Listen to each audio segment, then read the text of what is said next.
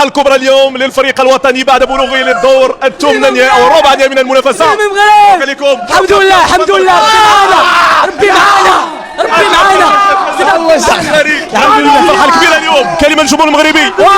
كنقول الحمد لله، نشكر هاد اللعابة اللي تاقوا في ريوسهم والطاقم التقني اللي عطينا الثقة، وكنقول للجمهور المغربي يزيد يثق فينا وديما مغرب.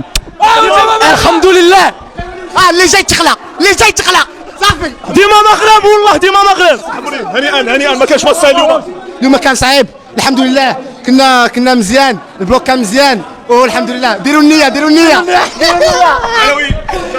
الحمد لله ديما مغرب والله. انا معليش وي وينت صافي. هنيئا الف مبروك تستحقون. الحمد لله. ان شاء الله باقي الماتشات اخرين نخدموا ان شاء الله. الحمد لله. العميد كابيتان ورا ذاك الراس. حنا كبار. مبروك عليكم. كنبغي نقول الجمهور المغاربه حنا كبار وغنبقاو كبار. الحمد لله والحمد لله على كل حال. ما كانش ماتش اليوم. الحمد لله حنا فرحانين بزاف، والحمد لله حيت فرحنا المغاربه وجينا المغرب.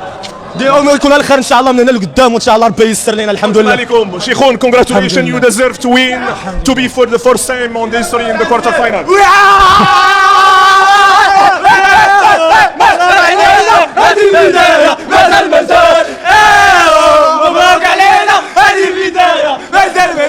الحمد لله الحمد لله.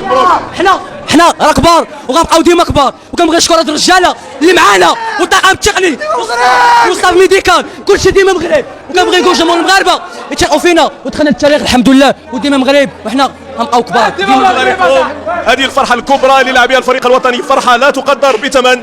هنا في مدينة سورابايا لأول مرة في تاريخ كرة القدم المغربية، المغرب في الدور الربع النهائي لنهائيات كأس العالم. لحظات وسنتحول للناخب الوطني السيد سعيد شيبة.